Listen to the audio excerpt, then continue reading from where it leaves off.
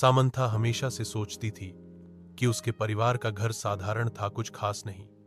एक शांत पड़ोस में स्थित यह एक आरामदायक 2 मंजिला घर था, जिसमें एक सफेद बाड़ और एक अच्छी तरह से बनाए रखा बगीचा था। फिर भी जैसे ही उसने एक दोपहर धूल भरे अटारी में घूमते हुए उसकी नजर कुछ असामान्य चीज पर पड़ी। दूर कोने में भूली हुई पेटियों के ढेर के नीचे उसने फर्श के तख्तों के नीचे छिपा हुआ एक संकीर्ण ट्रैपडोर देखा। जिज्ञासा पर आश्चर्यचकित होकर वह घुटनों के बल बैठ गई और उसे खोला।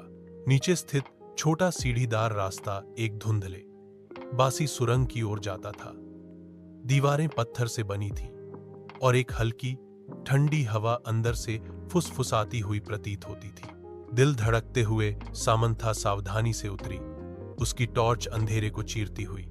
सुरंग उसकी उम्मीद से कहीं अधिक लंबी फैली हुई थी, पृथ्वी के नीचे मुड़ती और मुड़ती हुई। वह हिला नहीं सकी।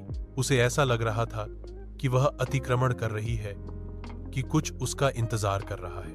अनंत काल जैसा लगने के बाद सुरंग आखिरकार एक छिपे हुए कमरे में खुल गई। दीवारें पुरानी किताबों की अलमारियों से भरी थीं, अजीब चमड़े से बंधे संस्करणों से भरा हुआ। कमरे के केंद्र में एक पुरानी मेज धूल भरे कागजात और पत्रिकाओं से घिरी हुई थी। जैसे ही सामंथा दस्तावेजों को पढ़ रही थी, उसके हाथ कांप रहे थे। रिकॉर्ड डीएस ने निषिद्ध अनुष्ठानों और गुप्त समाजों की बात की। उसके परिवार का नाम बार बार उल्लेख किया गया। जैसे जैसे वह गहराई से पढ़ती गई, उसे एहसास हुआ कि उसके परिवार का इतिहास गहरे रहस्यों से जुड़ा हुआ था। रहस्य वह दफन रहने के लिए था। उसने कुछ ऐसा उजागर किया था जिसे किसी को नहीं जानना था, कुछ ऐसा जो पीढ़ियों से छिपा हुआ था।